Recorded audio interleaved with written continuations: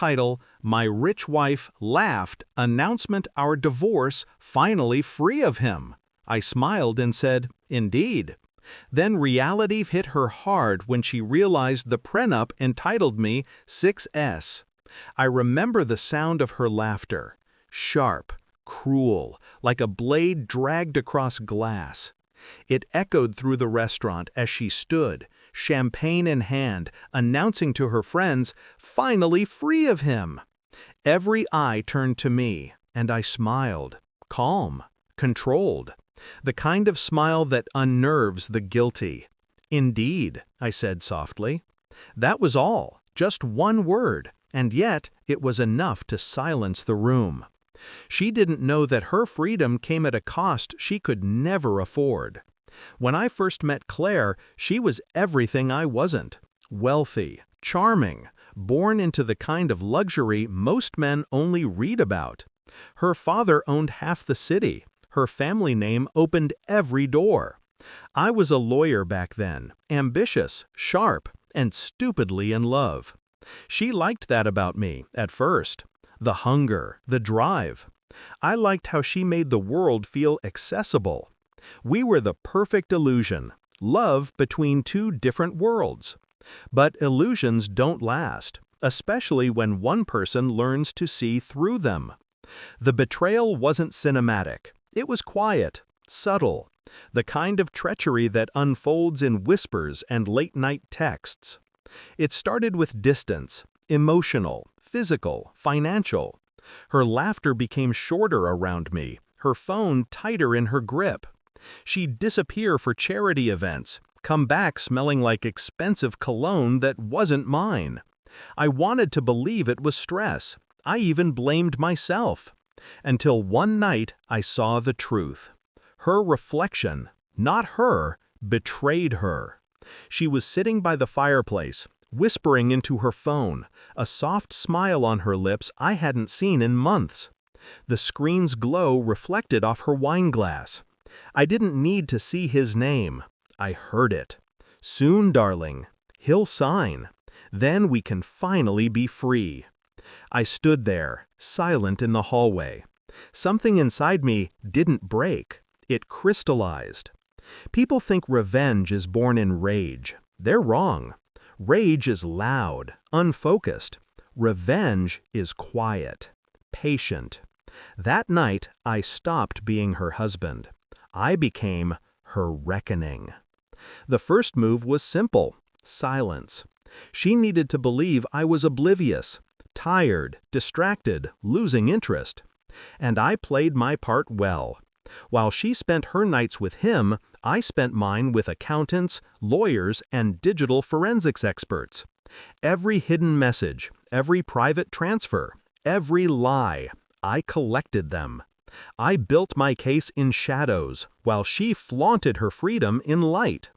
The prenup she made me sign years ago, her idea, meant to protect her inheritance, became my weapon. She had drafted it with her family's lawyers, but I'd been smarter. I'd insisted on reviewing it myself, making small, harmless-looking revisions. Harmless? Until now. One clause. Just one line buried in dense legal jargon. In the event of divorce due to infidelity, the innocent party shall retain 85% of all shared and marital assets. She never noticed. Neither did her father's lawyers. They trusted me. Too much. That's the thing about trust. It's a weapon, if you know how to use it. Months later, she served me the papers with a smirk. "Don't make this hard, darling," she said. "It's just business." I nodded, signed where she told me, watched her walk out of the house we built together, heels clicking like punctuation marks in a cruel sentence. But business? That was my language too, and I was fluent. I let her believe she'd won, let her celebrate, let her post pictures with him, smiling in silk, sipping champagne, captioned "New Beginnings." She even invited me to the Freedom Dinner, said it would be civilized, one last toast to our marriage. So I went, calm, smiling, the man she thought she'd beaten. When she stood and announced, "Finally free of him," her friends clapped, her lover grinned, and I just watched.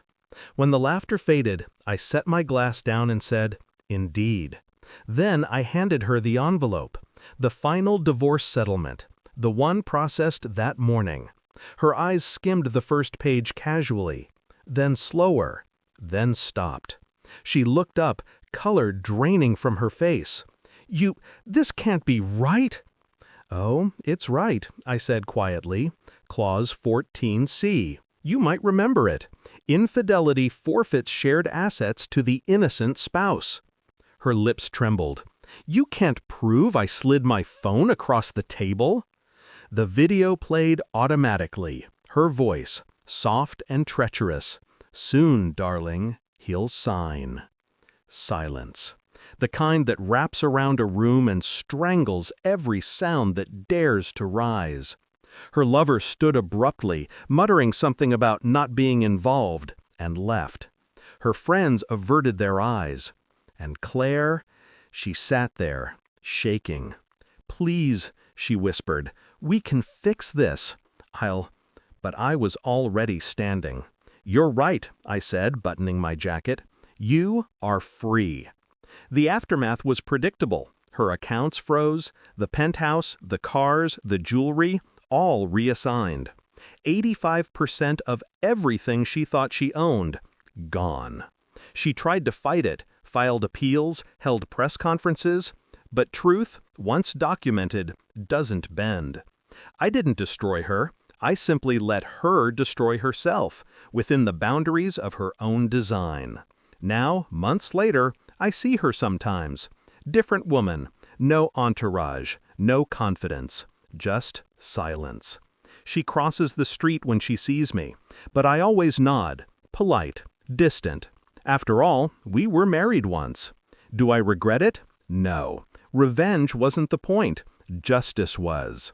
She laughed when she thought she was free, but freedom without consequence is chaos. I gave her structure, a mirror to face what she'd done. And as for me, I'm free too, truly, because when she announced our divorce, she set me loose. Not from love, from illusion.